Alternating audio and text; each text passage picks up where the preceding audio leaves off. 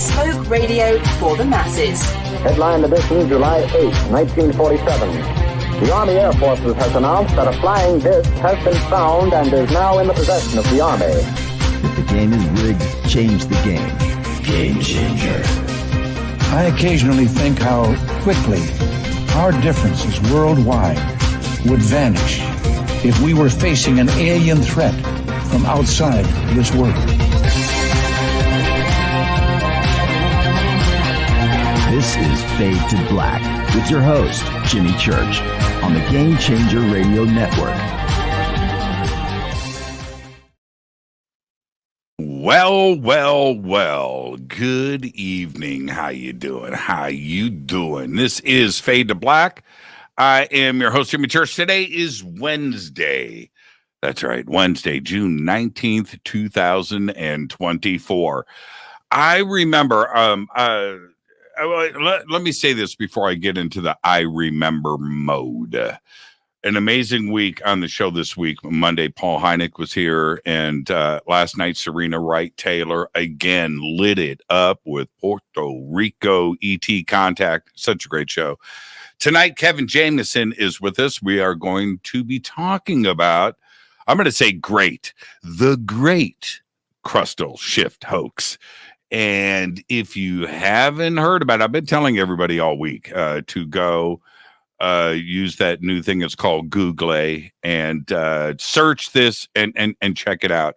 Get some background information and get ready for Kevin tonight. Tomorrow night, Seth Shostak. He is back. And yes, I watched Contact last night before anybody wants it. I wonder if Jimmy watched Contact last night. I did. And then I watched, I don't know if you guys have seen this movie. It's called The Arrival. Not Arrival, which is great. The Arrival with, not Charlie Sheen. What's his son's name? I can't even remember his name. The other Sheen. Or is his name Charlie? I don't know. Okay, so anyway, one of the Sheens stars in it, and it's a great movie.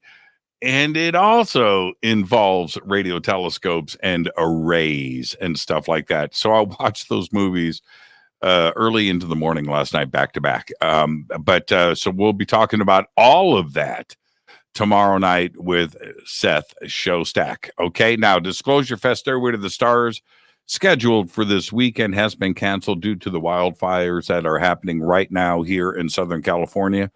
Right now, I'm safe. I'm in a good zone. I live in an area. I live in the desert. There's not a whole lot. There's the mountains around me, but where I'm at, it's pretty safe. So I'm in the clear. Coming up in August, I get to take July off. Believe it or not, I have July off. Sort of. More on that in the weeks ahead. But coming up in August 3rd and the 4th, is the 2024 Conscious Awards in Miami, Florida. If you haven't done so yet, go over to forbiddenknowledge.com. The links are below. Click on the awards, and then you can vote for each category. Go down to Best TV Talk Show Host. Go to that category. I think that's the category. And click on my name. Come on, Fadernauts, click on my name. Yeah, Into the Vortex. I'm very proud of that show. So that's going on August 3rd and 4th. It's a full weekend of events.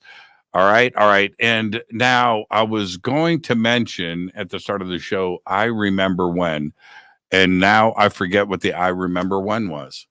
I totally forgot it. It was good too. Oh man. All right. Let's get this show started. I'm very excited about tonight's show. I have covered this topic in various degrees and from different angles over the years. Tonight, we have Kevin Jameson on with us. He's an author. He's a researcher. We are going to be talking about the Crustal Shift hoax. All right. And this is, I mean, when we look at, I'm going to make this very brief. when we look at these kinds of ideas, the scare the crap out of the planet ideas, asteroids, cosmic stuff, worlds in collision, the movie Don't Look Up. You look at all of that. And I think that to some degree, we all think about it at one point or another. So this hoax, and I'll let Kevin explain what it is. I'm not going to do that in the intro, but and how it has been presented and the people behind it over the years has freaked a lot of people out. Now we're going to go through all of that tonight and how he got started. He now, aside from this and his background, he also wrote and was awarded 30 software patents by the Canadian Intellectual Property Office, CIPO, and the U.S. Patent and Trademark Office. Founded Codefast.com, a Canadian software development company. He wrote a USA national bestseller, O'Reilly book, Multiplatform Code Management. Co-founded the USA Codefast company. And also has written books on software lifecycle automation. And I'm sure that the great Crustal Shift Hoax, that book, which the links are below, everybody. You can click on the links, head over to Amazon. You're going to want to get the book after tonight's show.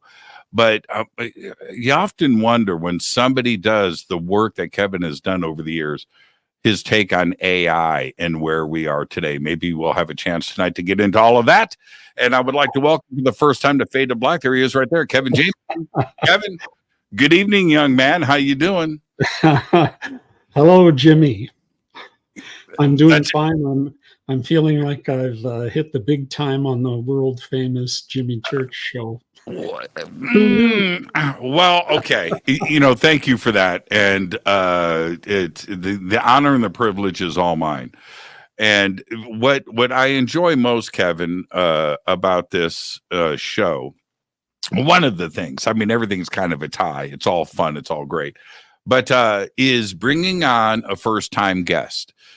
And so I get to do the first time guest disclaimer, which I'm about to do with you right now. So let's get that out of the way so we can get things started. And the disclaimer is this: Kevin, it's just you and I sitting on my couch having a conversation as friends. Where that conversation starts, it starts. Where it ends, it ends. But we're going to end as friends. Now, you have to accept, and then we can move on. It's with great pleasure I accept the disclaimer. It's given me permission to have fun, crack jokes, give some educational and entertaining content to your audience. And, I think of Monty Python. And now for something completely different. That's exactly right. You hit the nail on the head. And I'm going to go backwards with you, if I may, for just a minute, because our backgrounds, as crazy as this may seem to come out of my mouth, our backgrounds are actually very similar. Okay, even though you're from the Great White North, that's a whole nother thing. But I'm from Chicago. It's close enough, right? Is this my first real job right out of high school was working for Bell Laboratories. Okay. So I go to work for Bell Laboratories at the Western Electric plant. At that time, Bell Laboratories was on the second floor of the big factory in Indianapolis, huge, ginormous where they made all the Princess telephones and all that stuff. Anyway, so I go to work for Bell Laboratories, and I'm with all of these brilliant, like yourself, right? These engineers and these physicists and these chemists and these just big brains working on this stuff. And I'm in that environment. I'm suddenly in the telephone engineering, design, and development department for Bell Laboratories. And while all of that was going on in my life, designing telephones, right, and the engineering behind it, I thought about us. I thought about the universe. I thought about ET and UFOs and contact and conspiracies. And it was just a strange environment. And I quickly found out that in my circle, these people that think, they thought about all the same things. And that's your background.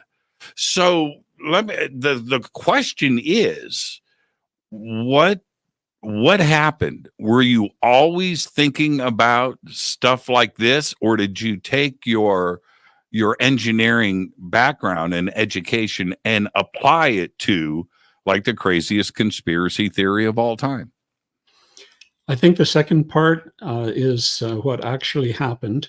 I've been very fortunate to have had a very educational life. Right from the start, I was taking apart phones that my dad brought home.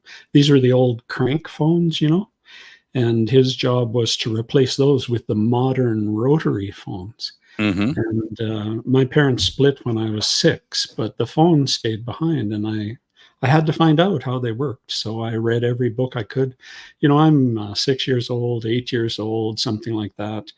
I learned how to go to the public library, and I took them apart, and I figured out how the electromagnetic force worked, and I could explain how these phones worked. And so then I was in special classes for my friends say special kids, smart kids, all through high school. And then I went into industrial electronics, which, took me to another level. But once again, it was electromagnetic stuff. And then I went to university. I was in honors chemical physics, third math, third physics, third chemistry, options, biology, microbiology, genetics, stuff like that. So I've had a real foundational education in how the world actually works according to the laws of the universe. And probably somewhere 2015, maybe something like that, I binge watched Netflix one too many weekends, and I said, "This is no good for my life." I canceled the subscription, and I did more productive things with my time. And at the end of the day, when my brain turned to mush, I would go to my iPad and I'd search for free documentaries, and I found one on UFOs.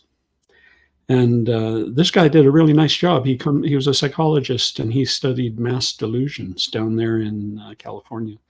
And the old saying, never let a good lead die. So if you find some piece of good work from somebody, you go chase it.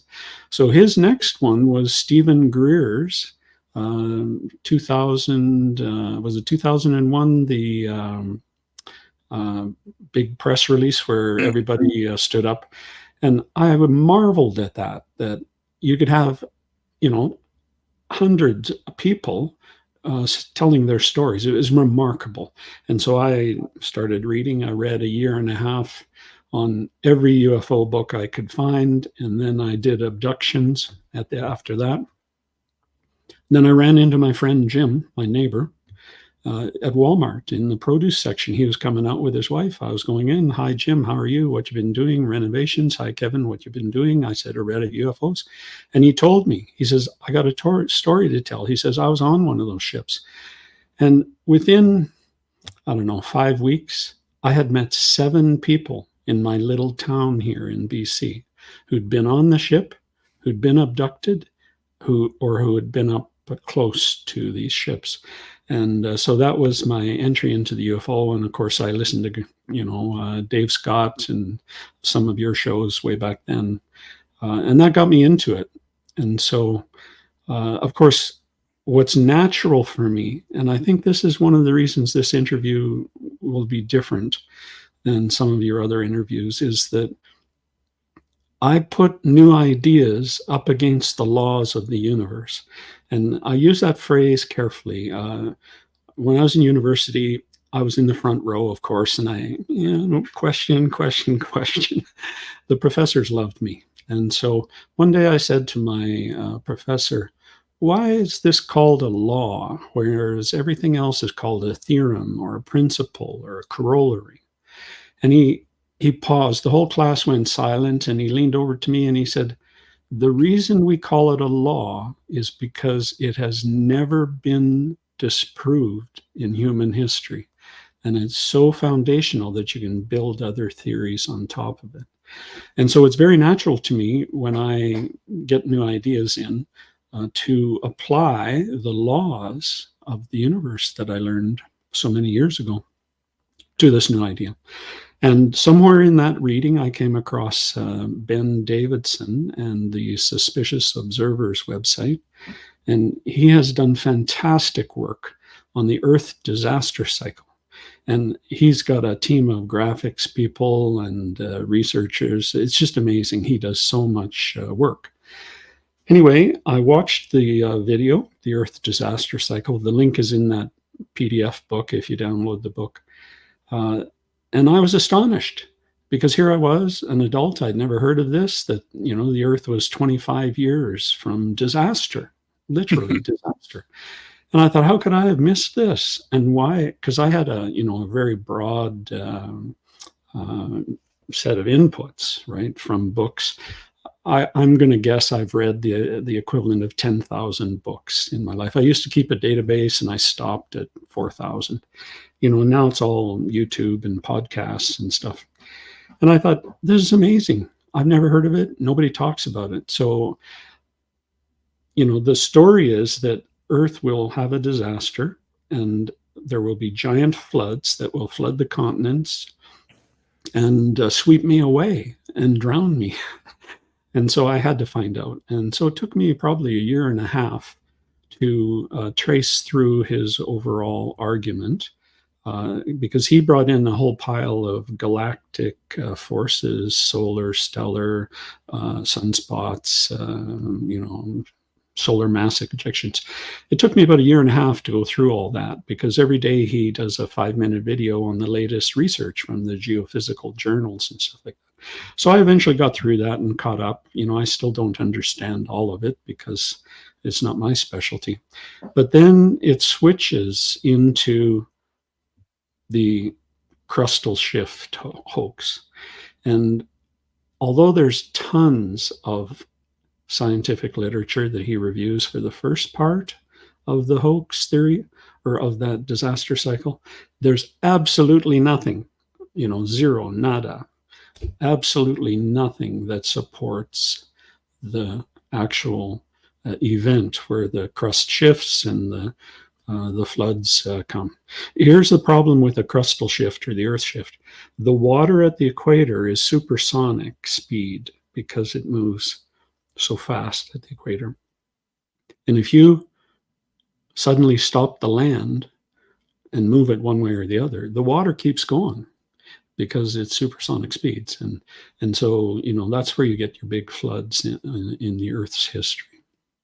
And so that's how I got there. Well, there's a headline out right now on the front of it's part of the news cycle that started about 3 hours ago, and the timing of this show versus the headline. Right now, I'll let everybody go and catch the headline and read up on it. But the press release is there is a new fault that has been discovered between Northern California and Vancouver. It is 100 miles west of the coastline, and it has erupted every 500 years. This is the press release. So through satellite imagery and other measurements, they have now got the depth and the size, and it's in 5 sections, right? It staggers up the coast. They said that they don't know when it is going to rupture, but it is going to happen soon. And this is what they predicted: a 10.0 earthquake and miles high tsunamis that are going to flood into the Pacific Northwest, and mass devastation, and that we need to start, that this is imminent, and that we need to start building escape shelters that are high for people to survive on, and rebuilding all of the any structure built after 2005. Big, huge headline. And I'm reading that. I'm like, now, how to scare the crap out of everybody, right? You do it that way. And because we all kind of think about this in our own strange ways. And so what's your reaction to that? You probably haven't had a chance to see the headline because it was just literally 2 hours ago. But what do you think about that kind of projection of fear into the unknown? I think that there's an awful lot of fear porn that is pumped out by the mainstream media. I remember in my research, of course, there's a bunch of faults all the way up the Pacific coast there. And it's part of the Ring of Fire is what they call it, right? It goes up the... Here's where it starts. There's a guy out there, Dutch Sinse is his name. Dutch, S-I-N-S-E, I think is how he spells it. And he's the earthquake guy for planet Earth. He runs a YouTube channel. He does, hundreds and hundreds of shows, and he's totally on top of it. And he shows without any question whatsoever that typically the stresses on the tectonic plates in the Pacific, the pressures usually start over in the Philippines, and they move up the coast past China to Russia. They come across to Alaska, down North America, and finally to California. And that arc, let's say it starts with earthquake 6, it'll be 5 by the time it gets up to the Russian coast, and it'll be 4 by the time it gets to Alaska, and it'll be 3 as it passes Vancouver and gets to California. And so I've known about, and I mean, everybody's known about all those faults for decades and decades. So, does that worry me in any way? No. Not at all. I remember, 5 years ago, 10 years ago, there was some special group in Vancouver that was, planning for earthquake disasters and so on and so on. So, this is called the Cascadia Subduction Zone. Yes. And it's been known about for a while. They didn't understand what they do now. And the ideas behind all of this, and I remember, this is going back, 10 years, I got labeled, I was the king of conspiracy, right? I believed all the conspiracies, and none of that is true. But I love a good conspiracy. And when you jump down it, how many turn out to be true? Right. That's the scarier part, the crazier stuff that actually turned out to be. But I enjoy the research. Right. And so when you lay something out like this, and so all of us have thought about Hapgood and even that when we're going to discuss this in a second, we'll get to it deeper.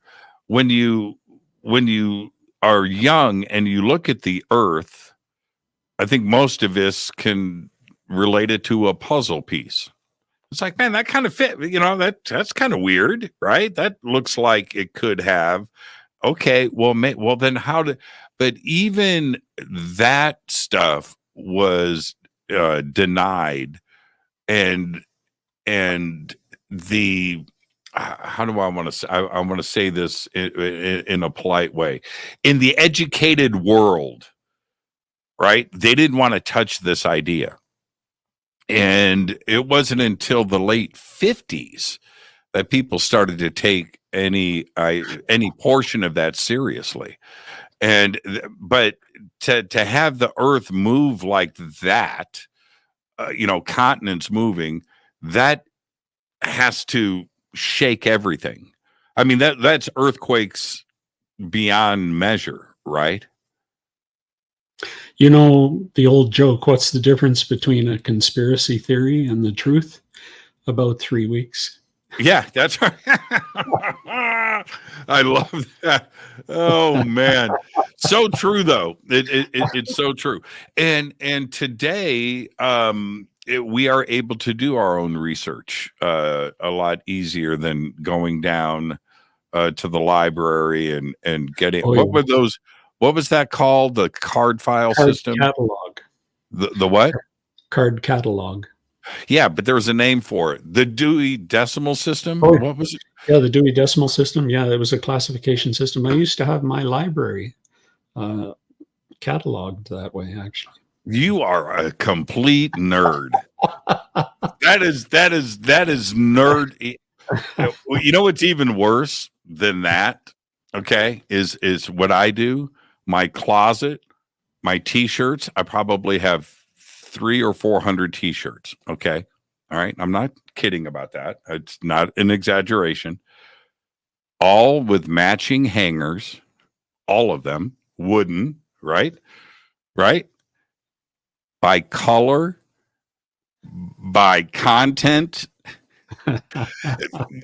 Blank shirts with no print got their own section, color coded, and I look at that sometimes and I go, I just need to mess them all up, get just disorganize all of this because this is bad.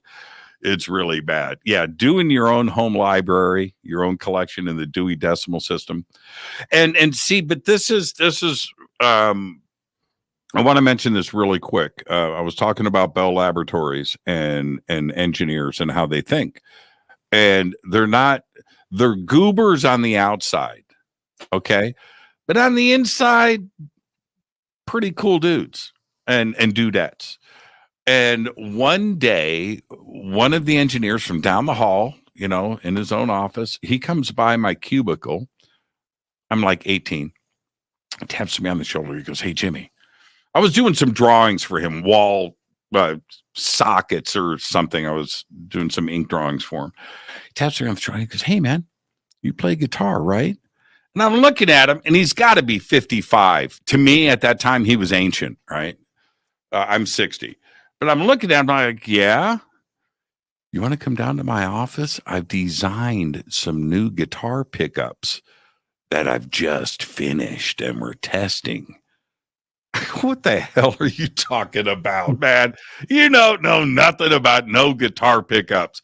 I get up, I walk, I go in and in his laboratory, it's a lab that he shares with another engineer. He's got like 3 guitars, 3 Les Pauls sitting there. And on his bench, he's got all these guitar pickups and a coil winding machine. And he goes, "Jimmy, it's just physics, man. A coil over a magnet, a moving coil creates an electric signal. It's just engineering, man. It's just physics." And that's what, you know what I mean? And he just applied that education past to and he had never played the pickups. He just designed them in his head, right? You follow me? Had them made, had them wound, and knew what the measurements were, and it had to sound good. So he wanted me to play it, and they sounded amazing, by the way. But that's what I like about the educated and the nerd aspect. I say nerd with respect, of course, because you can take your background and apply it to a conspiracy theory like this, and then come up with something different for all of us to think about, right? Yeah, in my life, very early on, I determined and decided that one of my duties for my life was to take the deepest drink that I could from the knowledge on the planet.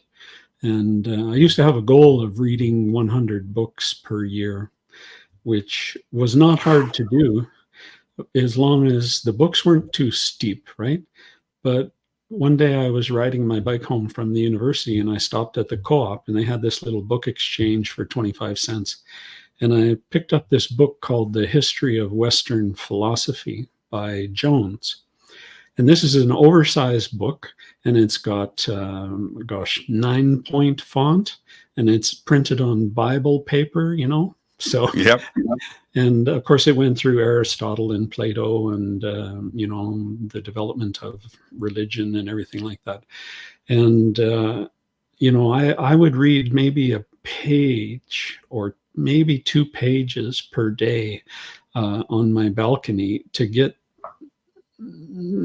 familiar with the concepts. It was very steep going, and that year I never made 100. I only got to 98 because of that book.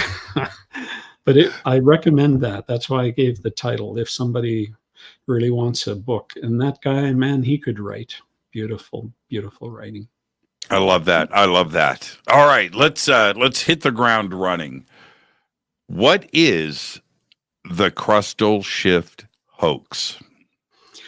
Okay, the simple answer is that according to this theory of the Earth disaster cycle, when the moment comes, the crust of the Earth will shift 90 degrees, moving the North Pole to the equator, and it will move the crust of the Earth in about a day. And so if you work out the simple math, all the math is in the book, that I did, and it's simple math. Like there's nothing tough about it, Okay. Let's. I have to stop you right there. Okay. So what you are suggesting is that, well, the poles shift all the time, but let's say the poles flip. But what you are saying is that the continents are going to flip too as well. The Earth stays in the same spot, our core, but the outside is what is moving. Correct? Yes. Let's distinguish between the magnetic pole. Actually, there's 4 poles on Earth of different strengths. Those move around, and that's where our story starts for the hoax, actually. But what I'm talking about, the crustal shift, is the crust of the Earth. So this is the skin of the apple.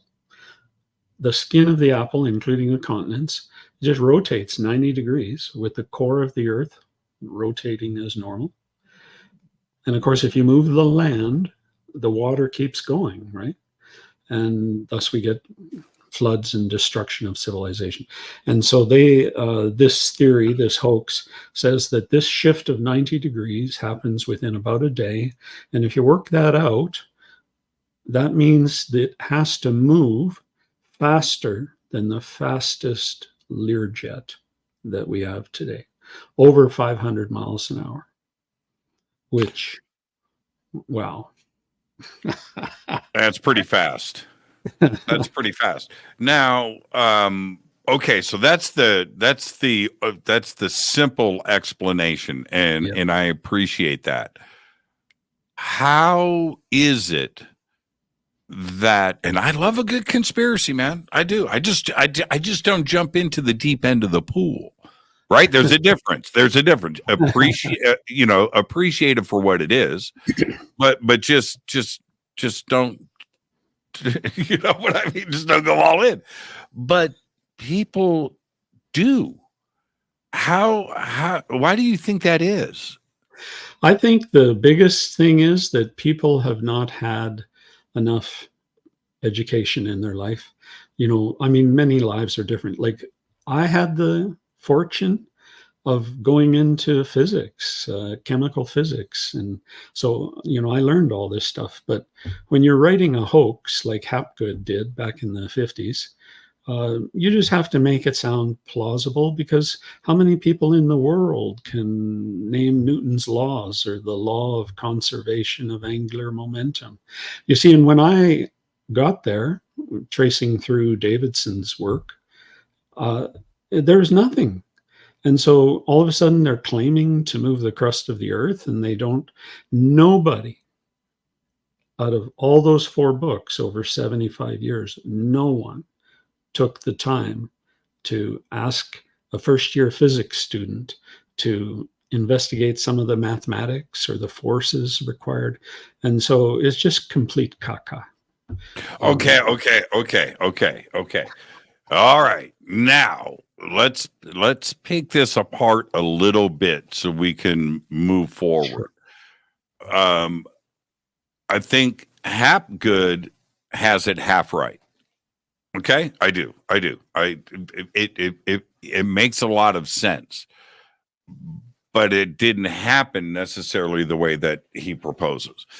But having having this idea of a shifting of the continents and the continental and the continental drift, and having it, when you see the shapes of things on the planet, they do fit together, but it didn't happen as quickly as he suggests. And that's my thing. I think it happened over, hundreds and hundreds and hundreds of millions of years, and it wasn't just something that was immediate or sudden or happened over short periods of time. So like I said, Hapgood's idea fundamentally is sound, but Earth is 3.5 billion years old, and there was lots of movement happening all the time. So that's my take. When you say that Hapgood was totally cockeyed, are you saying that you 100% off, or are you more where I am at, like 50-50? I would say we're talking about two different things. For the audience, Hapgood wrote this giant fat book, 450 pages, and it's the anchor of the hoax. We should talk a little bit about Velikovsky and the other book first before Hapgood, because Hapgood was a response to what was going on in the world. You're quite correct that the continents fit together. And if the Earth was smaller in diameter, you could argue that the continents covered most of the Earth. But of course, the Earth has gotten bigger and the continents have moved apart and stuff. Hapgood didn't talk about that. Hapgood asserted that the continental polar ice caps, so that's a key phrase, the continental polar ice caps are ice caps where the ice is on top of the land. And Hapgood, with his co-author, the mysterious James Campbell, who is an engineer, I guess.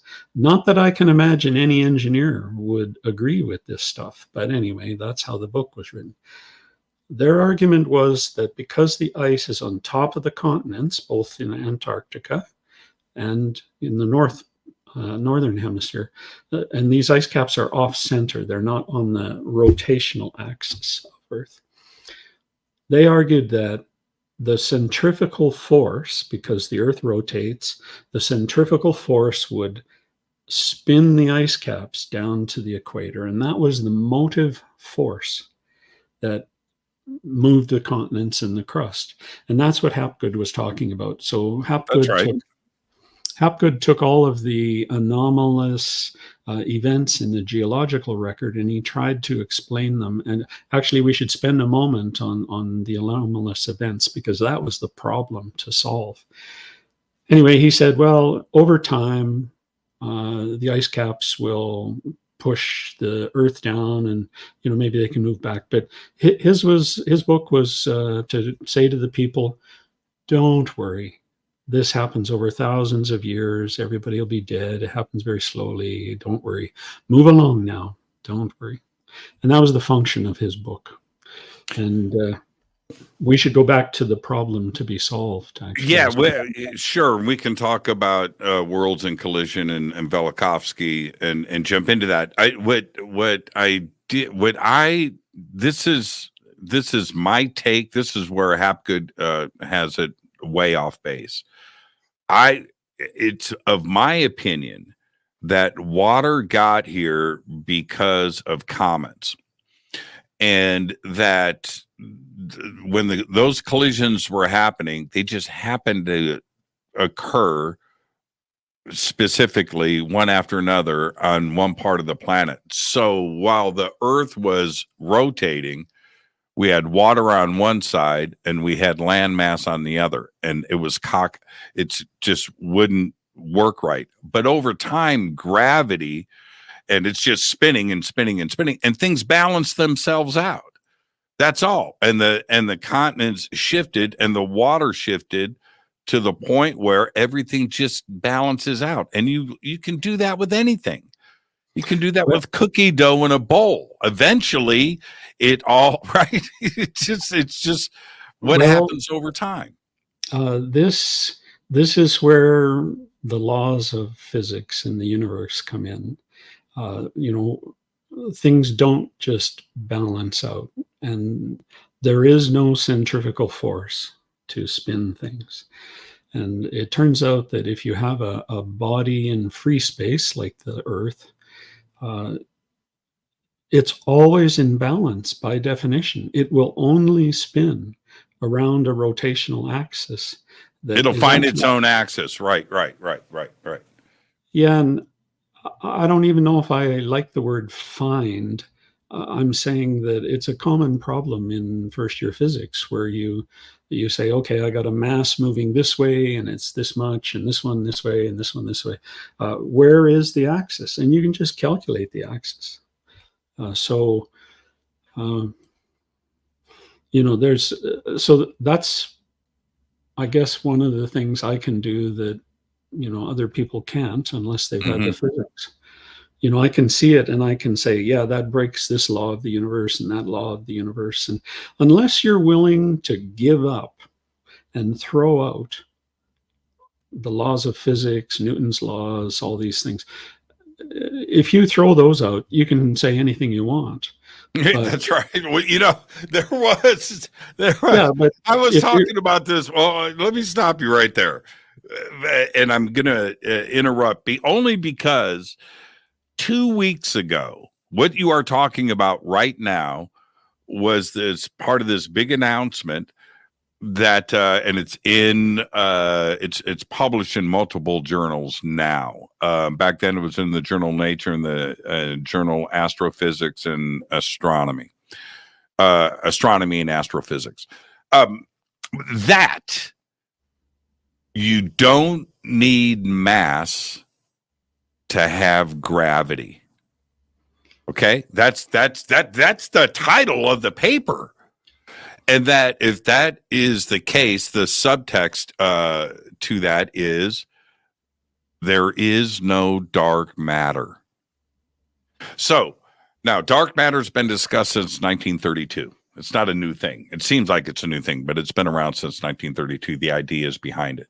And they needed dark matter to make the math work. I get that. I understand that. Okay, right? Well, hold on. What they are suggesting is what you just said. So if that is the case, then Newton is wrong, Einstein's wrong, there's no dark matter, and we have to completely erase the whiteboard and start over. Anything goes now. And that's a crazy place to be. And the foundations of this paper, which I've read, are pretty solid. It's pretty solid. Well, no pun intended, by the way. I mean, is science is nothing but a big string of corrections. We understand that. Is it in your suggesting of this? Is it counterbalancing or taking erasing Newton or Einstein and those basic fundamentals that we have for gravity? You're talking about this paper that came out? No, I'm talking about you and Hapgood. Oh, I would say me and Hapgood would have an issue because Hapgood is publishing a hoax that goes against all the laws of the universe. And it's interesting, you read Hapgood's book and he carefully distances himself from James Campbell, the engineer who did the quote mathematics. There's a few obscure diagrams in that book and some formulas that make absolutely no sense whatsoever. And it's like Hapgood was hired by the CIA because he was associated with the OSS and the CIA. It was like he said, okay, I'm a professor of geology and so on. And he says, I'll write the book. And he cites 400 names, Dr. So-and-so and Mr. So-and-so, and it's this big heavy weight to seem like it was authoritative. And he distances himself completely from, the bogus hoax math, and the CIA got Einstein to write the foreword, and Einstein just lies right through his teeth on Yeah, the foreword. can we discuss that for a second? Yes, we can. It seems that because now you're pulling out the big names, the biggest, right? We want the show to be good. Right, exactly.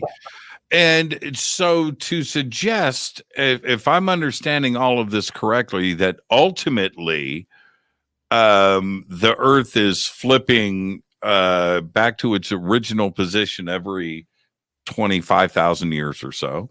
We have a couple of, I think that there would be evidence in the fossil record and in geology of every 12,000 years, crazy town going on, right? And none of that is there. How could Einstein, unless was Einstein a paid shill, right? Yeah. I think I'm certain he was part of the hoax. Here's why. There is no centrifugal force. It does not exist in nature. Centrifugal force is just a creation, a mathematical repurposing of the rules of physics in a rotating frame of reference, is what they call it. And so there is no centrifugal force. There is no force on the continental ice caps. And you've got pictures of the marble and the skateboarder later on, if you want. And Einstein's foreword was put on Hapgood's book to give it more authority. And Einstein, in his foreword, he says the ice caps will, because of the Earth's rotation, it'll create centrifugal force and it'll gradually move the ice caps down and rotate the crust. And it's a blatant lie. You got to say to yourself, okay, here's the supposed great Einstein himself, the physicist, and he's making statements that any first-year physics student would dispute. He's talking about a mythical force, and he's claiming that it's going to move the crust. Now, why would Einstein do that? Either he did not know physics, first-year physics, which is hard to believe, right? Right. Or he did it to lend his name to the book. And that's one of the things Ben Davidson says on his Suspicious Observers channel for the Earth Disaster Cycle.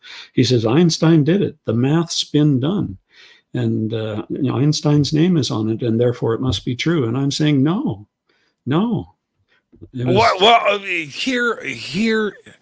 here's one of the, for the audience to understand. Here is one of the problems with that. We assume, because of the things that we observe, that because the Earth is moving at 17,000 miles an hour or whatever it is, right? Or 5,000, pick a number, right? That why don't we spin off of it? Why don't we fly out into space? Why don't we do that? Why is water still here?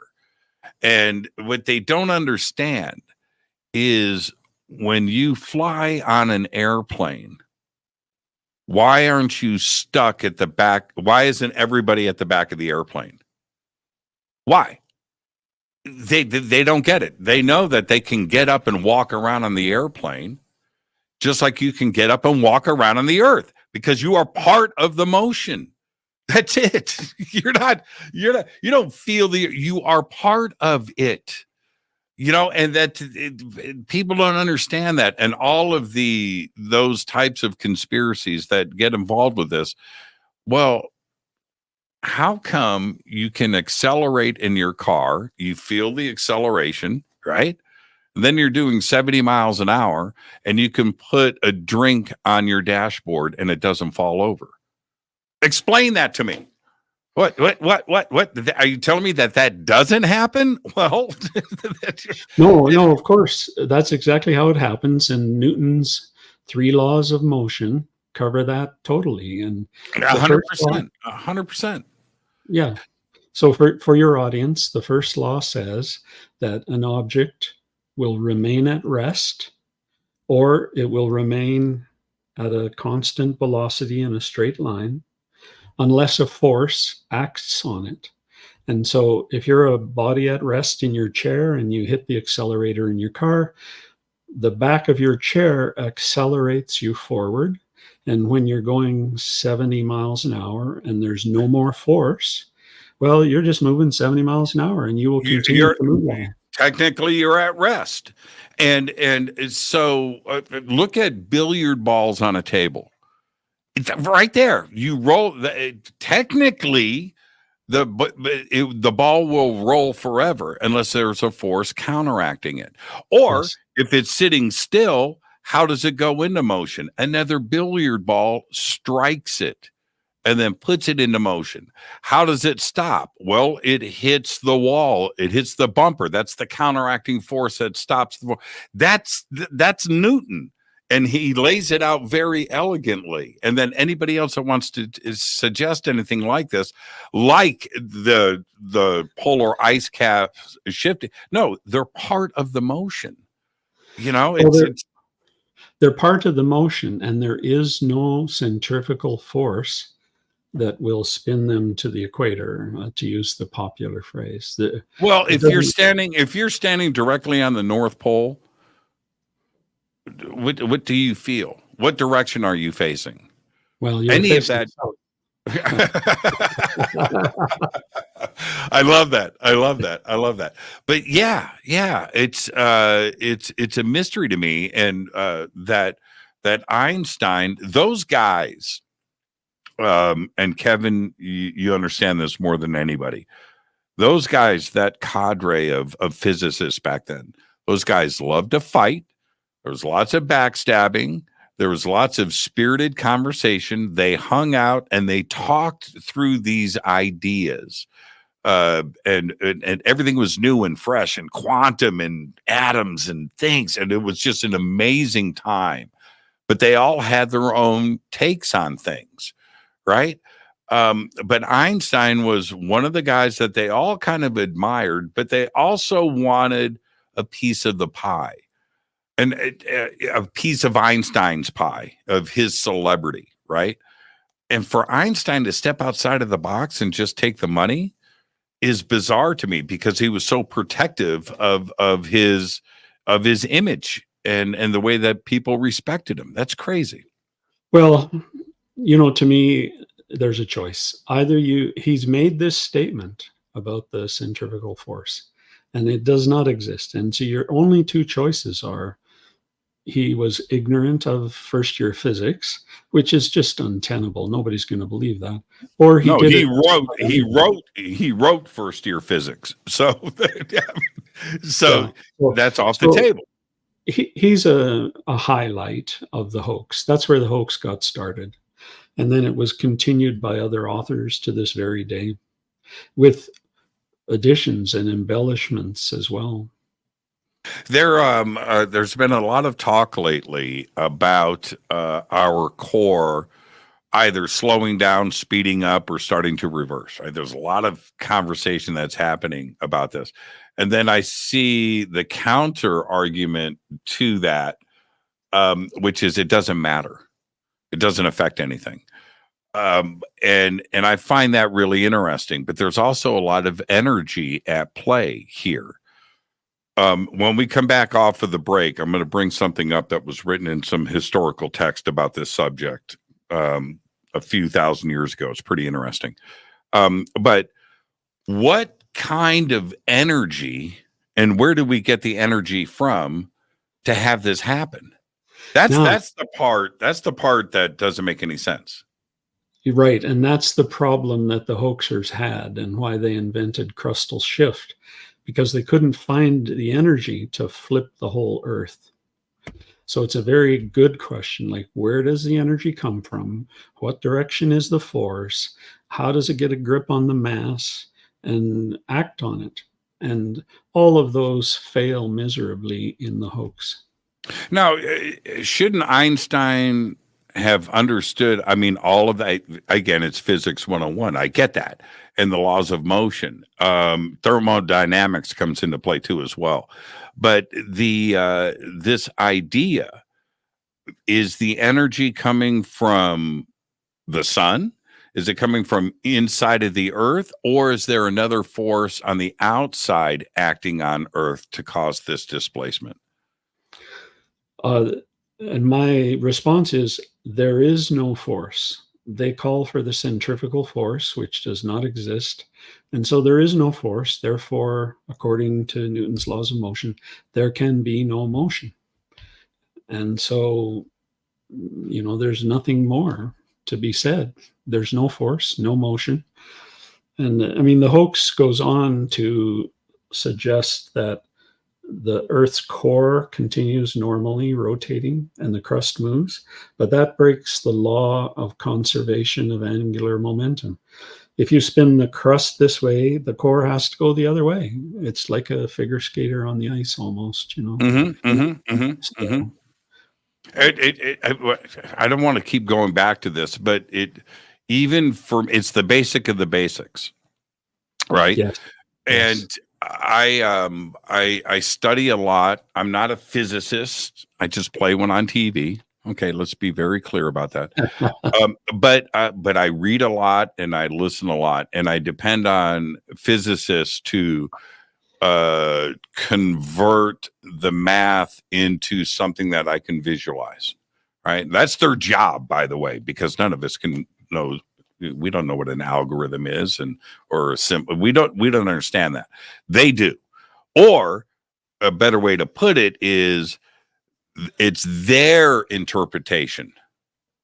Okay, that's what it is. We're listening to their translation, to their interpolation of it, and then converting it into something, because it may not be the same to two different physicists as well, right? Well, for the basic stuff, no. The physicists cannot interpret things differently at that level. Science is science, and the hard science, which is what we're talking about, it's not done by consensus or by a vote or by Einstein because he has a better reputation.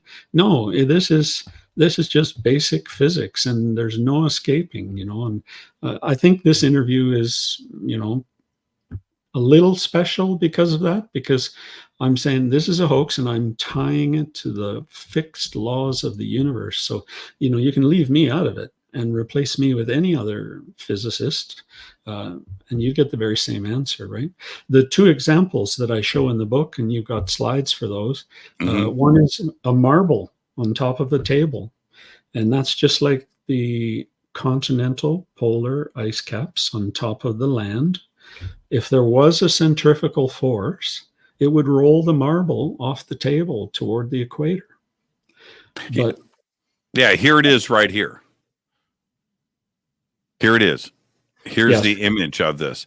And it goes back to, and that's I think that the best way to explain it to everybody, so you can kind of picture it, is what happens when you're in a car or when you're on a plane. And it's the same thing here. And it's a great explanation for everything. You're part of the motion.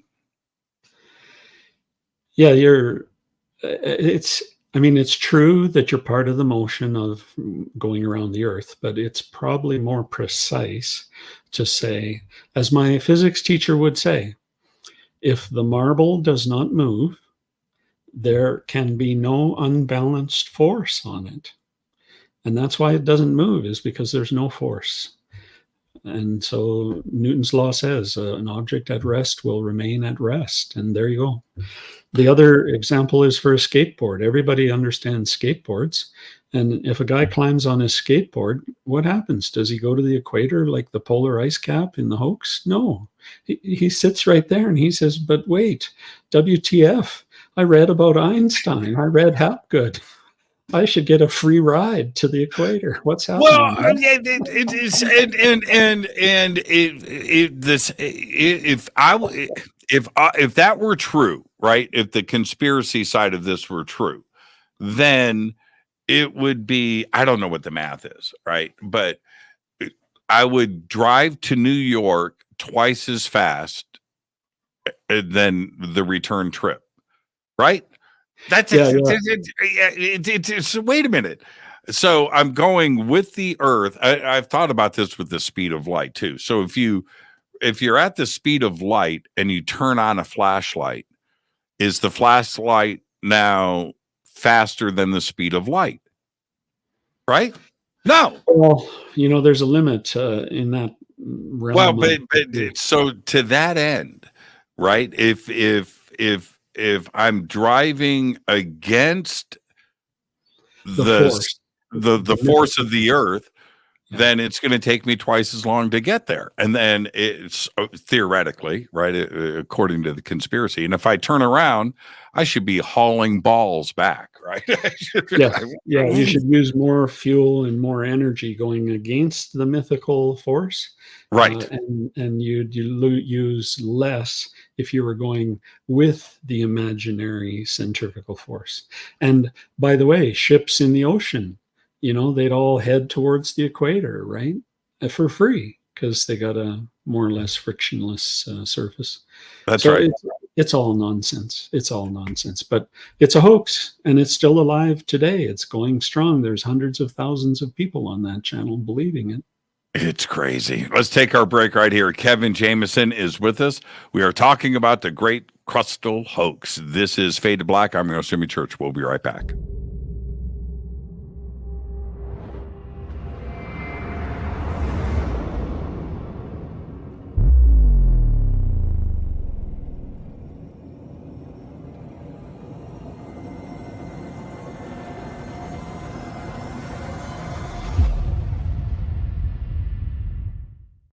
Subscribe to our YouTube channel to get your alerts and access to over 2,000 videos. Click that subscribe button right now.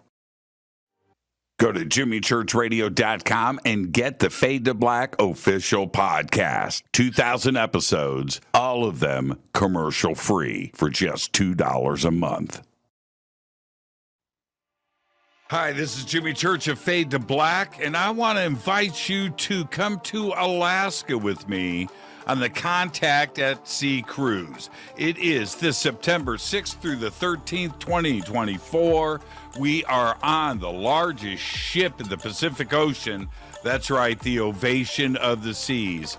It's an amazing cruise, and a ship this big is so much fun. We've got lots of activities and lots of great speakers. We are leaving from Seattle to Sitka, Alaska, Skagway, Juneau. We're going to end the cruise in Victoria, BC, and arrive in Seattle on September 13th. We've got a lot of amazing speakers, including we've got Seth Shostak, Scott Walter, Stephen Bassett, Daniel Sheehan, Daryl Sims, Mas Adi, Vivian Chavez, Grant Cameron, Geraldine Orozco, Misha Johnston, and Melanie Aguirre, and a whole lot more. All you have to do is go to divinetravels.com. You can also go to contactatsea.com.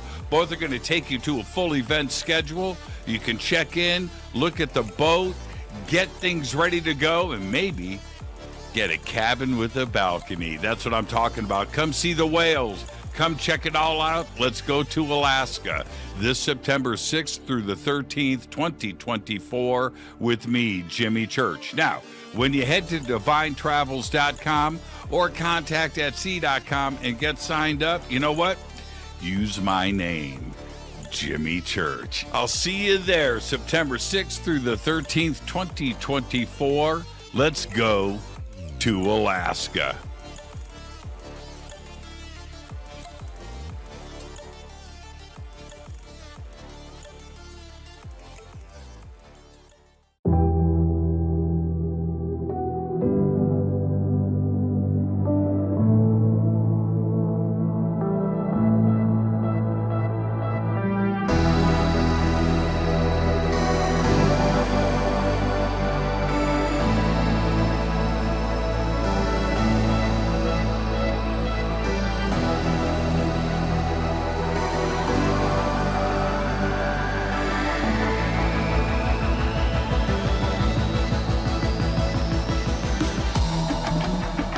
This is Jimmy Church. Please visit and explore Egypt this October 3rd through the 14th, 2024 with Billy, Elizabeth, myself, and very special guest and the #1 podcaster in the world, Sean Kelly.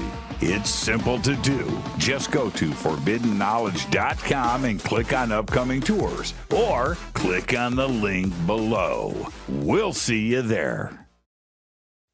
Watch Into the Vortex on Gaia TV. It's fade to black for the screen. Simple to do. Go to Gaia.com, search Jimmy Church, or click on the link below.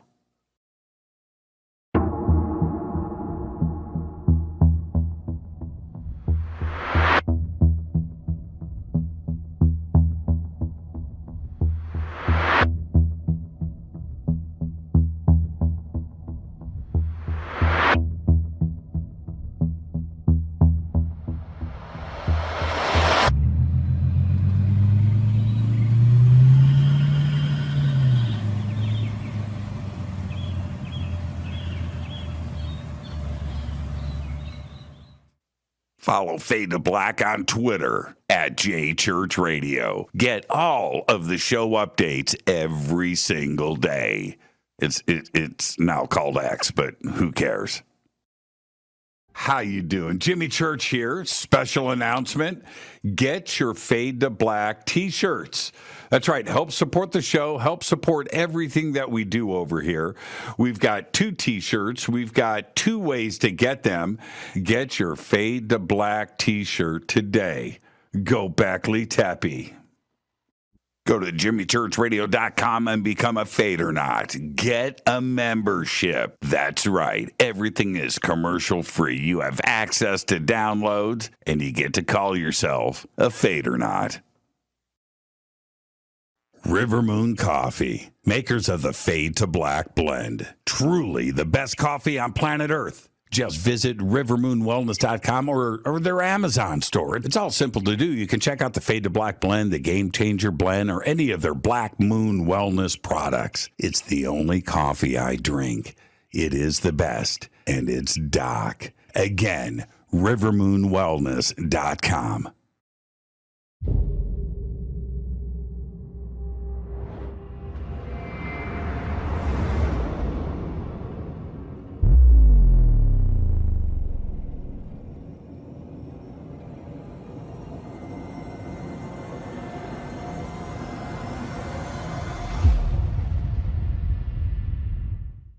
All right. Welcome back. Fade to Black. I am your host, Jimmy Church. Tonight, our guest, Kevin Jameson, and we are talking about the great Crustal Hoax. And I went during the break, Kevin. I tried to find, I have a book. I couldn't locate it. But anyway, I'll say this. About 3,000 years ago, 3 different cultures, and it was Egypt, it was in Persia, and in China. 3 different historians recounted this cosmic event. The timeline of it is off. Can't really pin it down, but they're about 100. The 3 accounts are about 100 years apart or so. But 3,000 years ago, this is what they said. 3 different historians, 3 different cultures said that the stars started to shake. Okay. And that the next day, the sun rose in the east instead of rising in the west. Now, so what that obviously would suggest is, whoop, right? The earth flipped overnight. And to have 3 different historians talk about this in the exact same fashion causes you to pause. Now, was it their imagination? Was it just a big earthquake? What about the sun now rising from the opposite side of the planet than what it did the day before and the day before that? Is there something else going on? Is there a myth that just No, passed around the world, or whatever, a story that, for some folklore thing, some campfire tale got elevated. I don't know, but I can tell you exactly what happened. So we have to go back to Velikovsky, and Velikovsky published Worlds in Collision, his book, back in 1950. And I think this is what lit the fire under the butt of the CIA and the establishment. Here's what Velikovsky said. He said that prior to the event, there was no mention of Venus in any of the ancient literature. He said Jupiter gave birth to Venus as a comet. And here's again where my science training tells me exactly what was going on and how planets give birth. They do it because Jupiter is overcharged, and all the little positive charges on Jupiter hate each other, and they're crammed in too close. And the way they get more space is they rip off a carrier, like let's call it planet whatever. And now you've got Venus, and the surface area, the combined surface area of the two things is larger than the surface area of Jupiter alone. So you've distributed the charge, and now they've got more room, and so they don't hate each other quite as much. So Velikovsky said Jupiter gave birth to Venus, and Venus, as a comet, got inside the orbit of planet Earth. So Venus is now between the sun and Earth. And you know that comet tails always point away from the sun. And the reason they do that is because the sun is charged positive. And if the comet is charged positive, they hate each other. And so the comet dumps, it's the same process, right? The comet has too much charge as it gets closer and closer to the sun, and it rips off chunks of comet, and that forms the tail. But the tail is positive as well. And so the tail always points away from the sun. So Venus got inside the orbit of the Earth, and the tail of Venus started contacting the Earth around the time of Exodus, where the skies and the rivers turned red because of the dust from Venus. And Venus is approaching the Earth at the same time. And then, the biblical accounts, the sky rained down fiery rocks of brimstone. And these are chunks of Venus in the tail. And it did that. And then conflagrations, all sorts of fires, 40 days of darkness and stuff. Eventually, Venus got close enough to Earth. And now I brought along my little prop. Check you out. All right, this is good. Okay. So now the question we have to answer is, how can your three historians? I've got hundreds of quotes from everybody on the planet saying the same things. And these are different tribes, different civilizations, people, oral histories, legends, stuff like that. Mm-hmm. So now to tie it back to science, the law, which means it's never been disproved, the law of independent probabilities says that when you have two independent events, you multiply the probability. So if I flip a coin, it's 50-50, right? Heads, tails. If I flip it twice, the probability of getting two heads is 50% times 50%. So 0.5 equals 0.25. And this is what Vegas runs on, is the law of independent probabilities.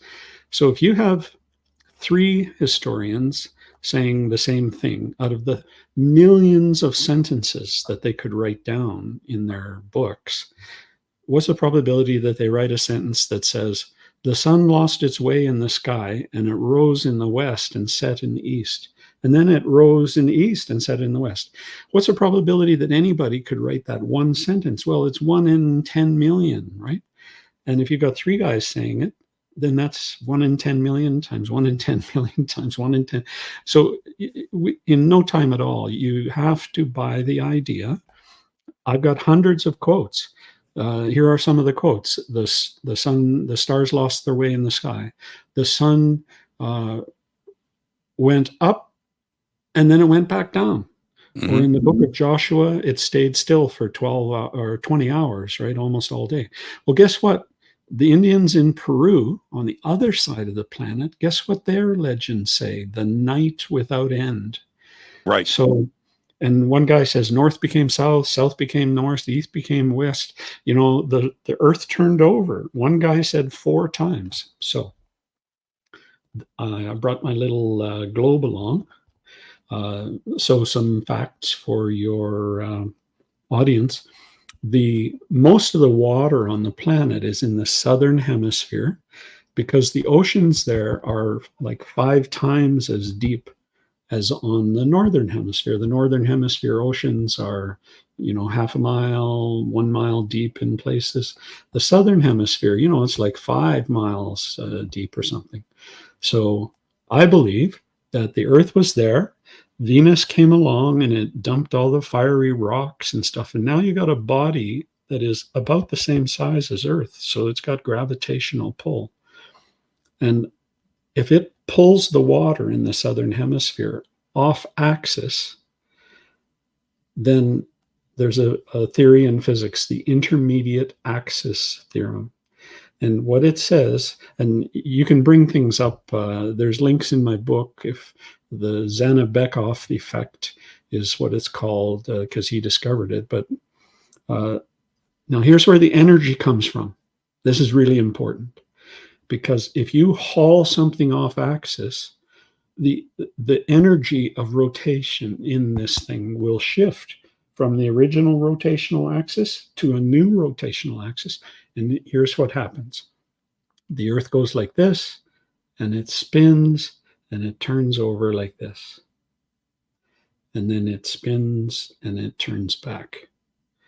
Now, the one guy said it flipped 4 times, but if you actually play with this little toy from Amazon, you can find spots, and if you get the rotations and the tilts just right, you can make the Middle East, for example, always point to the sun.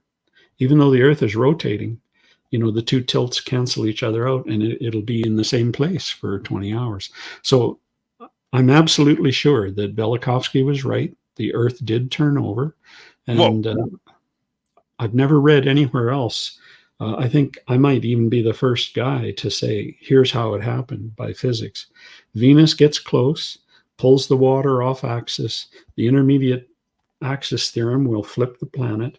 And as Venus goes away, the planet goes back to where it was. That's crazy town, right? No. But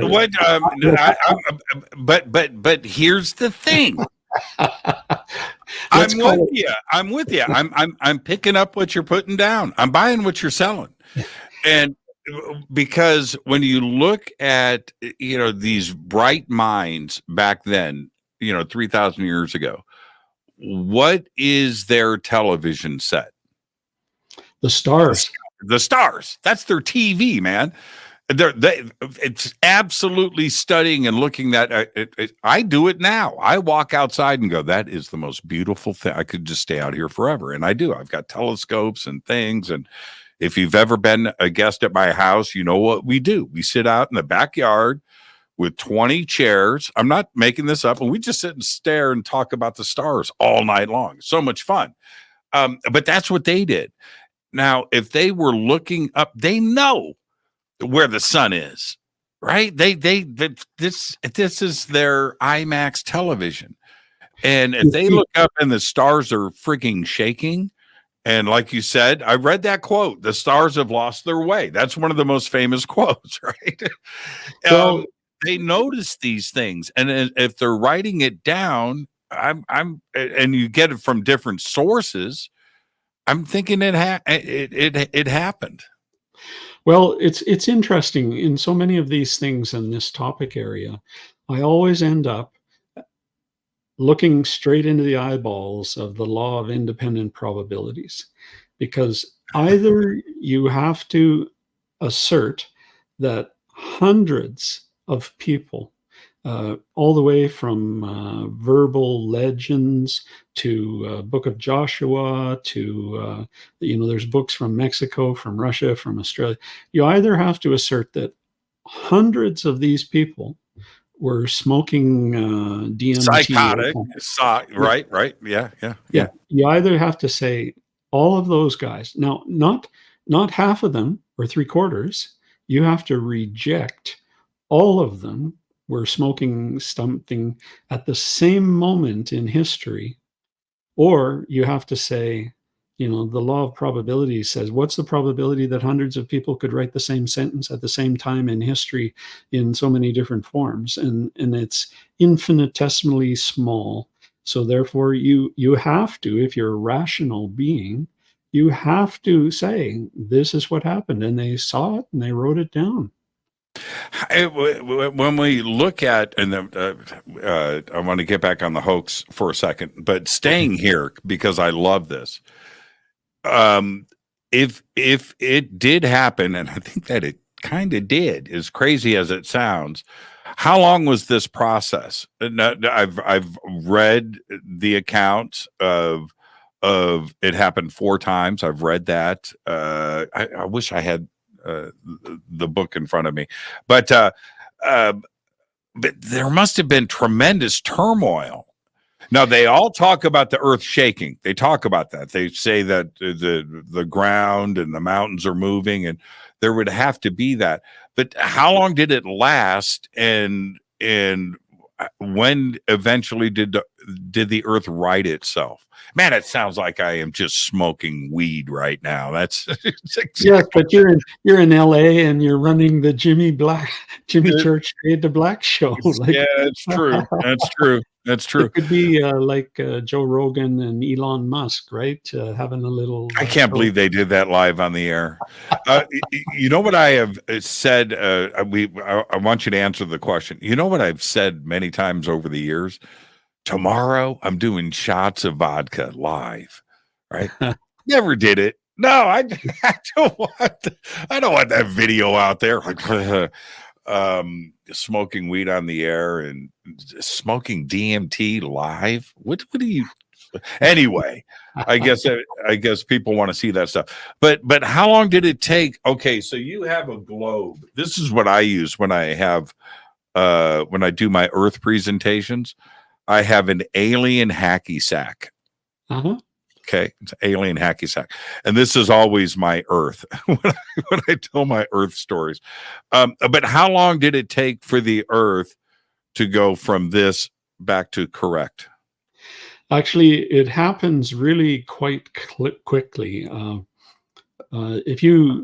don't know if you want to do this, but you can bring up live pictures of this. If you search for Zana-Bekoff effect, that's DZ. Oh yeah, okay. We'll run out of time by the time I get that done. It happens really fast. If the Earth is spinning once per day, when it flips, it could be a day, maybe even less than a day. Although, because like the Book of Joshua said, 20 hours, right? And the night without end in Peru, I would say that it's probably closer to 1 day to flip. Wow, it's stunning, the amount of force, right? Newton's laws, right?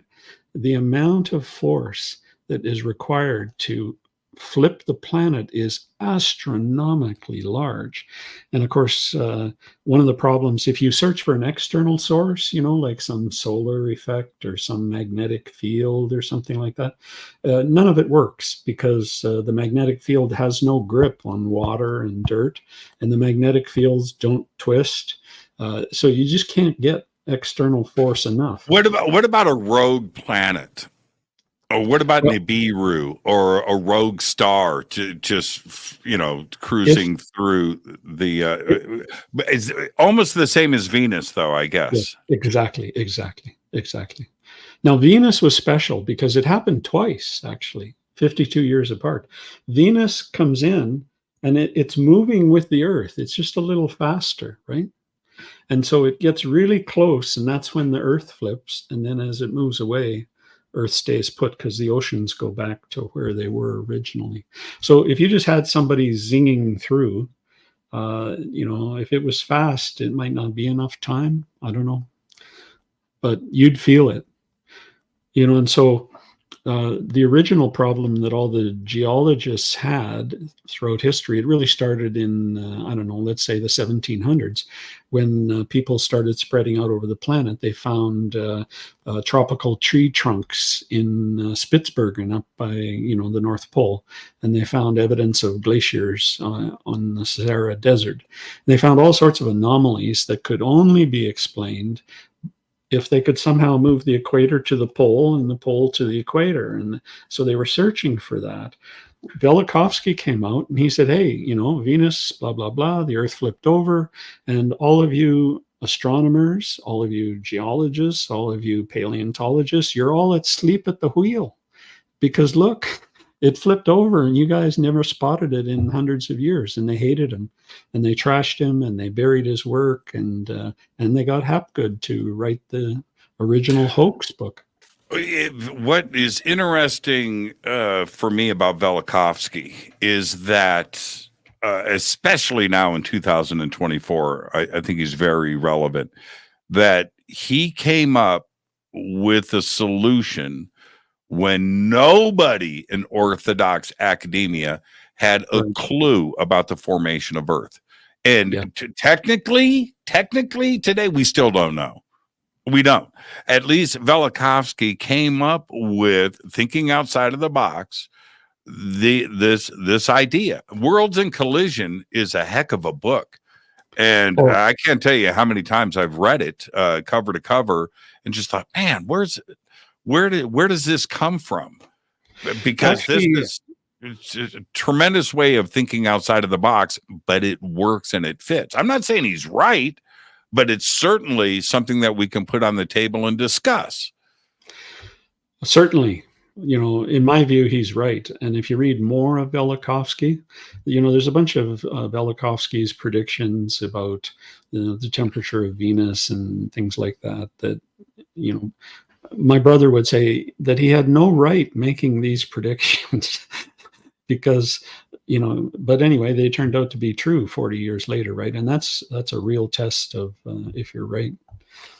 Velikovsky, he did what your three guys, Velikovsky had the timeline, the Hebrew timeline of major events, and then the mainstream, the Christian timeline of events. And he figured out that, gosh, they were 1,500 years apart. And that's what motivated him for all of his work. He said, well, what about this great flood here? Could it be the same as this one here? And then he went around the Earth and he got all sorts of things. And then he aligned these and then, the Venus. Anyway, so the establishment hated him and trashed him, and they got Hapgood to write the Hoax book.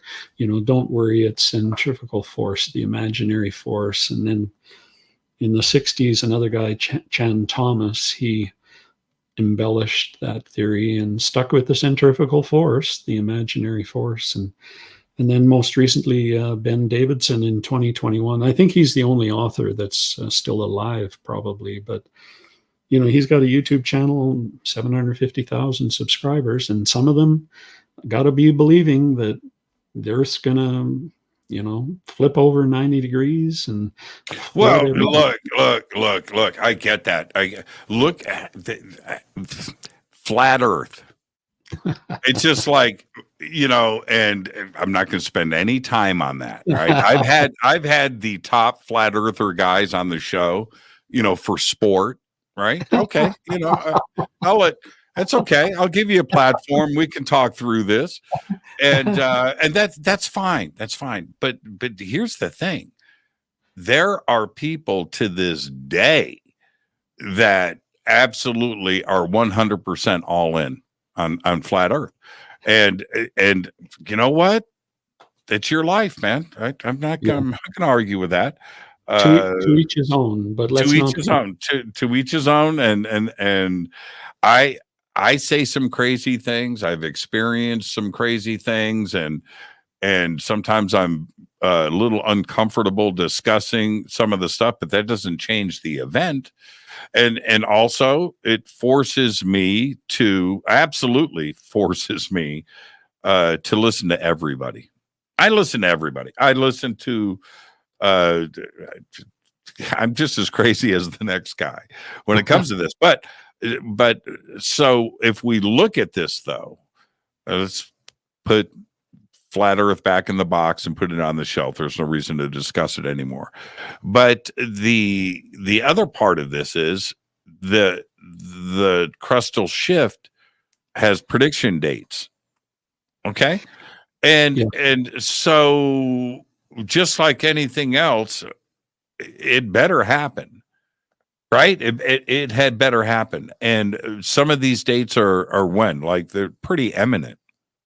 Yes, the out of the 4 books that I read, White's book. Now, this was the military book. The military went to Alaska to study polar navigation, and they had to find the location of the magnetic North Pole as part of that project. And much to their surprise, the pole had migrated 125 or 200 miles from where it was supposed to be. Mm-hmm. And historically, magnetic pole excursions or reversals have been associated with the destruction of civilizations and stuff. So the military hired a contractor to do some lab experiments. And those are the 2 images that I've got them right here. Yeah, I've got them right here. And so this is an example of where the prediction did not happen because of the date. So this first picture shows you the Earth in its normal spinning operation. And it shows the predicted path of the magnetic North Pole. And so it starts in Canada and goes up over the geographic North Pole. Now, by the way, the current magnetic pole has left Canada and it's gone over the top already, right?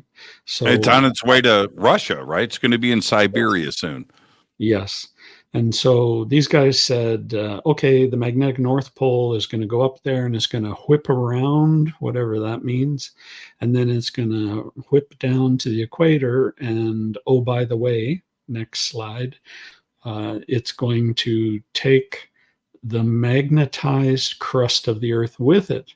And so they're claiming that the motive force that is going to rip the crust from the core and rotate it like the skin on an apple down to the equator, they're claiming the magnetic force would do that. And then, of course, the magnetic force, it can get no grip on dirt and rocks because they aren't magnetic. So it's complete caca, this thing. And by the way, it didn't happen because the magnetic North Pole has gone over the top and it didn't whip around. So that book, we say, okay, we don't have to worry about that. The date is past. You alluded to the predicted dates of the upcoming event. And here we have to shift our frame of reference here. I assert that, I'll talk about Davidson because he's the latest and greatest, and he does all this good work up front. There is an event that is about to happen. And there are indicators. I found 7 indicators of various strengths suggesting, 2030, 2050 is when the solar event. So everything's solar. Now I'm going to make some statements that some of your viewers have never heard before, but I'm just going to run them through and maybe you can hold another show on that. I'll start with the galaxy. The universe. So the mainstream says that the fundamental force of the universe is gravity. And what that means is they can only talk about gravitational things and impactors and stuff like that. But that's false. The universal force of the universe is the electromagnetic force. Now, if we move from the universe to our solar system, the mainstream says, oh, our solar system, it's been the same way for millions and millions of years. No, Velikovsky has clearly shown that just 3,500 years ago, right, 1500 BC, Jupiter calved off a comet and got inside and flipped the Earth a few times. So that's nonsense as well. Moving closer in, the sun, we're taught, is some sort of a solid fusion or fission furnace that's hot on the inside, and it burns super hot and it radiates heat out to the solar system. No, the sun is hollow. It's colder inside by 1,000 degrees. Yeah, let me finish and then you can question this. So the sun is spherical too, and of course, if it was real mass, that you would expect it to be oblate, kind of like the Earth, fatter in the middle. So the sun is hollow. It's dark on the inside. It's 1,000 degrees colder, and it's fed by electrical energy. And here's how this works. You think of there's galactic-sized currents of charge going through the universe. And the rules, so once again, I'm back down to the fundamentals of science. The laws of the universe say that if a charge is accelerated, the magnetic force, so this is the right-hand rule, if the charge goes this way, the magnetic field goes this way, 90 degrees. So if you have a galactic river of current, and it's strong enough, the magnetic fields will pinch the current. And it'll focus that entire current, and this could be, hundreds of light years across. It focuses it down into a pinch, what they call a Z pinch or a Z pinch. And when it pinches, it forms a star. So I'm going to say there's 3 kinds of modes for current. There's dark mode, so the current flows and you don't get to see it. There's glow mode, which is current like all of our lights or the aurora borealis. When the current flows into Earth, it excites the molecules, and that's glow mode. We can look at it. But if the pinch is strong enough, it goes into arc mode, and that's like looking at an electric arc welder. You just can't, right? You can't look at the sun.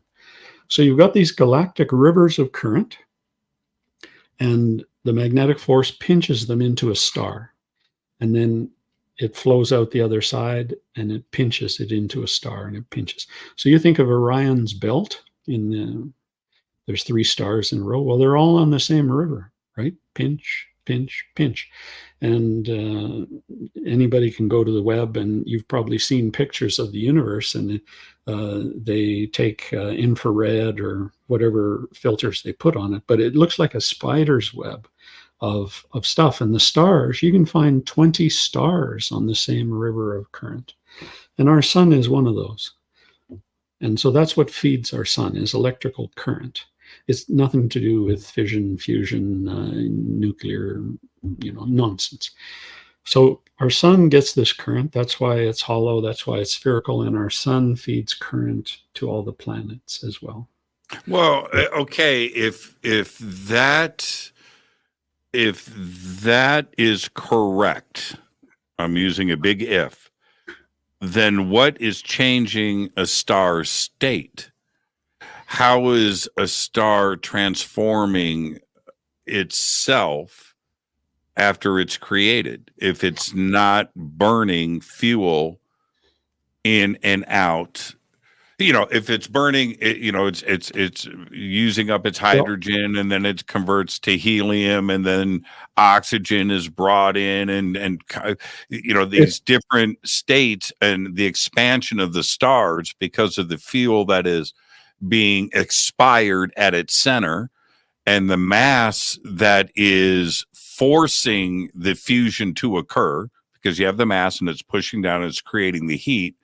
and whatever's burning in the core expands out, and that's replaced by something else eventually, and then that burns, and the sun expands and contracts and eventually turns into a tiny heavy mass, but a white dwarf. How is that happening in a gravitational stream conversion and creation cycle? Well, the fuel is the charged particles. It's the river that comes in. That's the fuel.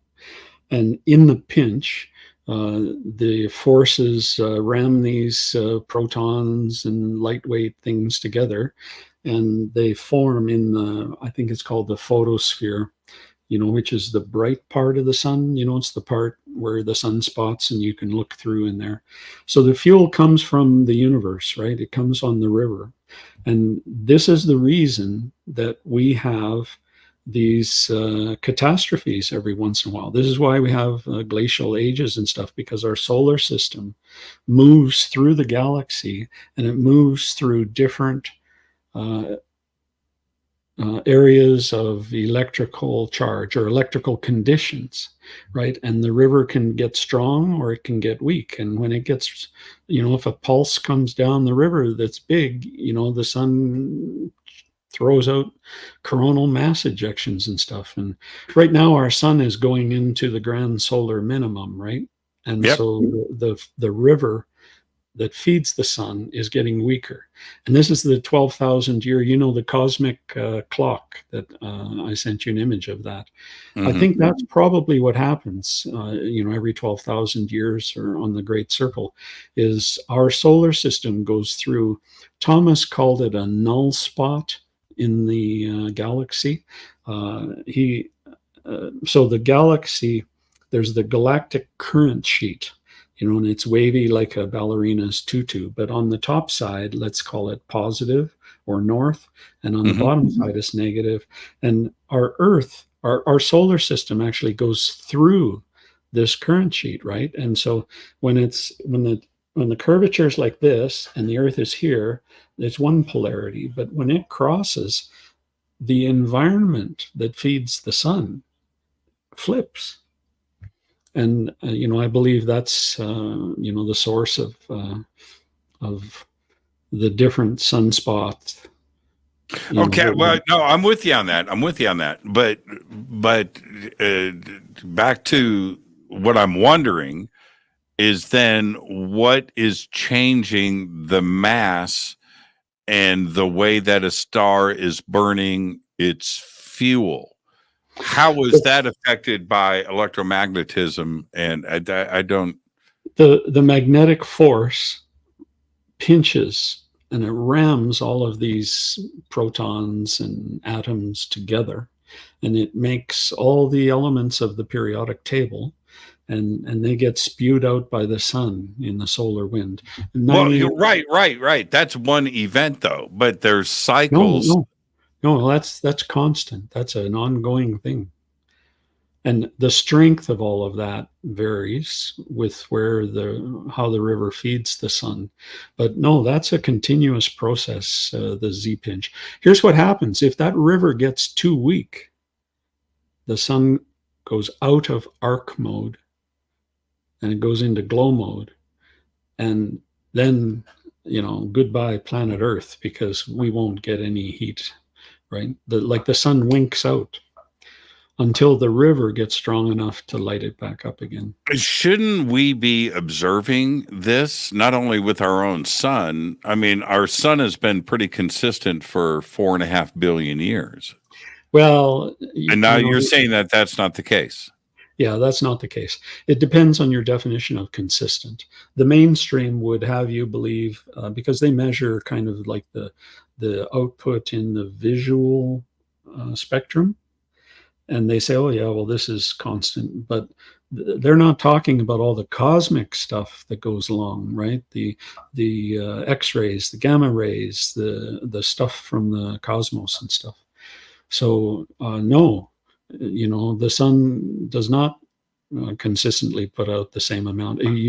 I have graphs here. If you take a look at the sunspot counts, and it goes back We're on solar cycle 25, I think. 25, that's right. Yeah. And if you take a look at the number of sunspots in the previous cycles, you can see that, let's say 21 was really big, 22 was smaller, 23 was smaller, 24 is smaller, because we're going into the grand solar minimum, right? And my belief is it's because of the river, where the river has different strengths. So now I'm gonna pull up some rough numbers. These are just rough, okay? But I'm pretty damn close. I'm gonna pull up some rough numbers. Milky Way has 1 trillion stars, plus or minus. Doesn't matter what the number is. 500 billion. Agreed. 1.5 trillion. Doesn't matter. But round number. Milky Way, 1 trillion stars, all created this way. Yeah. Wow. Yeah, and the red dwarfs and the white this and that and all this kind of stuff. It's all explained. The guy who I really like, his name Don Scott. I think he was an electrical engineering professor out of your part of the territory. He wrote a book called The Electric Sun. Mm-hmm. And he's had a lifelong interest. Just a superb book. And he actually uses transistors. Like I learned transistors in my honors industrial electronics. I'm reading his description, and it fits. Coronal mass ejections, they have large mass, slow velocity, but there's ones that have high velocity and not so much. He explains it all. And it was just as clear could be. So then, before we run out of time, let's back up. You talked about the alignment of celestial events in a linear sense with historians around the world and trying to get that lined up. And I love that conversation, not only with you, but I have that all the time. I wonder about it all the time. How accurate can we be? But this 12,000 year cycle, this flood myth that every culture on planet Earth has, right? From Gilgamesh to Egypt to the Bible, right? Okay, so we have that. Interestingly enough, lining up at the same date about 12,000 years ago, 10,500 BC. Also coinciding with that, we have the precession. And that 26,000 year cycle, which I think is also a very interesting number that constantly comes up and matches a lot of different ideas and theories out there. But all of these are lining up at the same time. And I don't think that everybody can be wrong. And then we turn around and we look at this 12,000 year cycle, 24,000 years, the precession, and these numbers all line up. And then the reason why I bring this up is we have Göbekli Tepe, we have the Sphinx, we have the alignment of the Sphinx into Leo at 10,500 BC. We have Göbekli Tepe being deliberately buried for some reason at 10,500 BC. And we have the Epic of Gilgamesh and everything else that points back to this number, which then I look at 2030, 2040, and this 12,000 year cycle. And I kind of get a little bit cautious about this because everything seems to be revolving around this same time span. Yes, because we're getting close to time, I'm going to respond to that. But first, I want to give a shout out to Andrew Hall. He runs a blog called The Daily Plasma. And not only is the sun driven by this current, but the sun drives electrical current to Earth, the Aurora Borealis and stuff. Hall has done a magnificent job. Once again, he's an electrical engineering guy. He makes the correct argument. I think it's unassailable that the mountains were formed electrically. It is so obvious. I read his stuff and I thought, oh my goodness. So there's another rabbit hole for you. The mountains are created with the planetary-sized electric thunderbolts. And then the upcoming event, I found 7 indicators. Once again, just researching, I'm living off of other people's work. That suggests that there really is something on its way. And we can see that our magnetic field of the Earth is collapsing. It's down 20, 25%, pick your number. Because the magnetic field is weaker, that means cosmic particles can get into our atmosphere more. They're the highest in recorded history. And when you put charged particles into the atmosphere, it increases cloud nucleation. And so we all say, gee, the sky doesn't look as blue as it did when we were kids. And that's true, because the whole atmosphere of the Earth is more predisposed to forming clouds these days. And so, you see a plane go by and some will say, oh, that's a chemtrail because it's, it stays up there, but it'll hang around because the atmosphere is on the edge of creating more clouds. So there's something coming this way. Davidson on Suspicious Observers does a really nice job of this, and he's tracked it in from Barnard's star. I think it was Neptune or Uranus is sideways. Maybe it was Neptune. Anyway, it's got a storm on it that always goes clockwise, but it flipped the planetary storm, right? Suggesting electrical change, right? And so he's tracked this stuff coming our way, right? And then I have other indicators that I saw. So I believe that something is going to happen. It's going to be a solar something or other. Our magnetic poles will go weird, but one thing I would guarantee is that people don't have to worry about a crustal shift. Not in this lifetime, not while the rules of physics are still here. So they don't have to relocate their homes or worry about oceans flooding them out.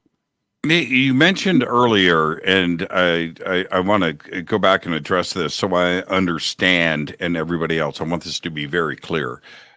You said the sun is 1,000 degrees cooler. 1,000 degrees cooler than what? Than the surface, the photosphere. When you have a sunspot, they're black, right? But they're hollow. Like that's actually a hole in the photosphere, which is the golden cover of the sun.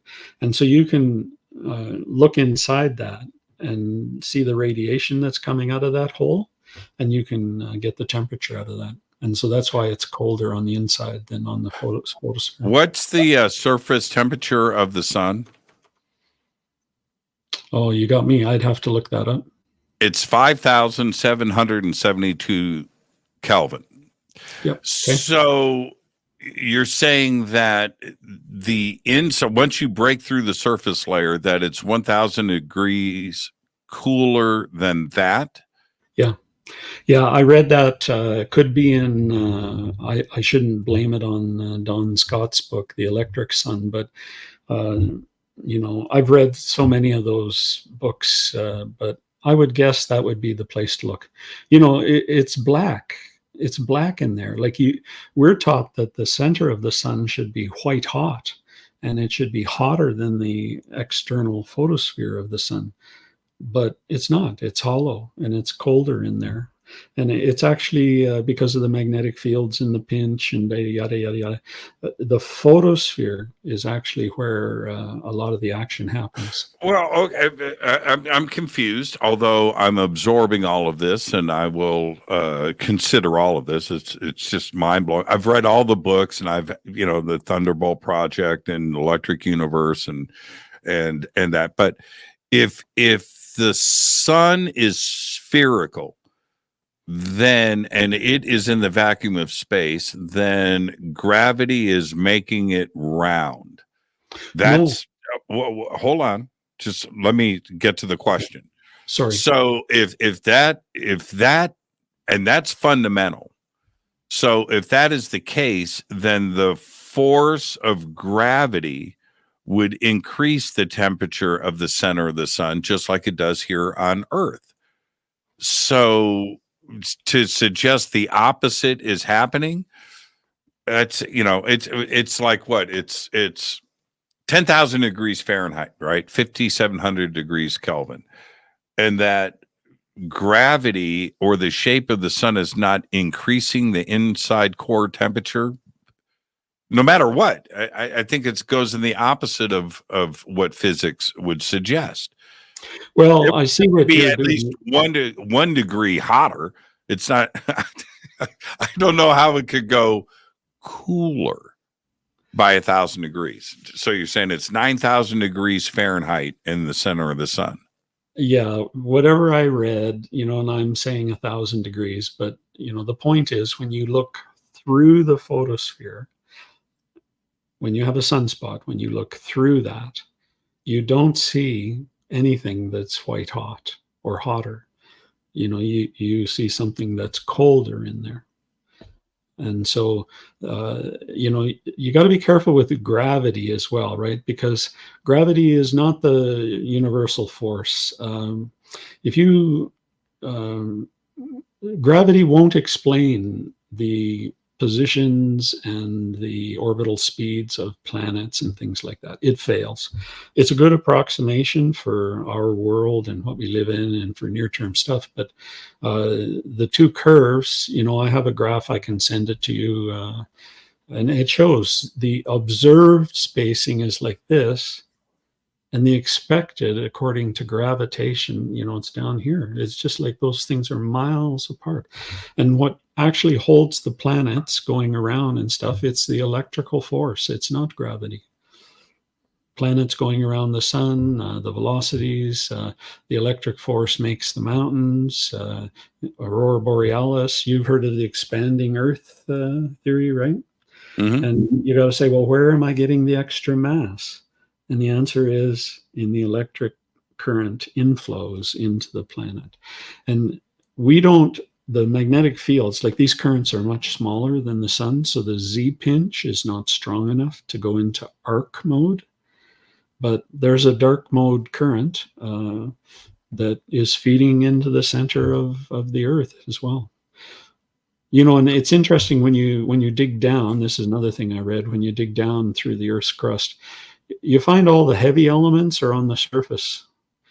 The further down you go, the simpler and simpler the molecules get, right? You're going down into silicon and, molecular weight 12 and 14 and stuff like that.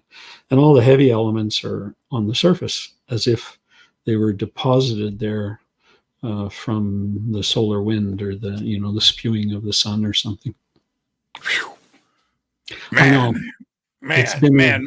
So you're saying that Brian Greene has got it wrong? I don't know Brian Greene. I don't recognize the name, and I don't know what he said. So if you could fill me in. Well, we don't have enough time, but you should read some of his books. I would say that he's probably... there's a lot of guys there at the top. He's probably the most recognized and published physicist in the world. The basis of a lot of his work is in string theory. But Until the End of Time, his latest book, is a pretty good read. And Brian Greene. And everybody else too as well. But it's an interesting idea, one that I'm going to think about. Very, very fascinating conversation tonight. I look forward to our next one, Kevin. So much fun. Thank you so much. And again, the links for Kevin are below. Head over to Amazon, and I'll pop up the cover of the book here really quick. This is it. So you can find it on Amazon, The Great Crustal Shift Hoax. Fascinating conversation tonight, Kevin. The PDF, I would recommend that. It's free and it's got better formatting than for the Kindle. So it's on archive.org. We all know Archive. I love Archive. Thank you so much. Go ahead. I was going to say thank you very much. I hope we delivered your audience some new ideas and things to talk about and some new things to investigate. That's what this show is all about, man. I really, Kevin, this was a perfect night. Thank you so much, my friend. See you again. I love the hat. Now go behave up north. I'll talk to you. Cheers. Thank you so much. Kevin Jameson, this is Fade to Black. Tomorrow night, Seth Showstack. With that, go Backley Tappy. Fade to Black is produced by Hilton J. Palm, Renee Newman, and Michelle Freed. Special thanks to Bill, John, Dex, Jessica, Dennis, and Kevin. Webmaster is Drew the Geek. Music by Doug Aldrich. Intro, Space Boy. Fade to Black is produced by KJCR for the Game Changer Network. This broadcast is owned and copyrighted 2024 by Fade to Black and the Game Changer Network, Inc. It cannot be rebroadcast, downloaded, copied, or used anywhere in the known universe without written permission from Fade to Black or the Game Changer Network. I'm your host, Jimmy Church. Go Backley Tappy.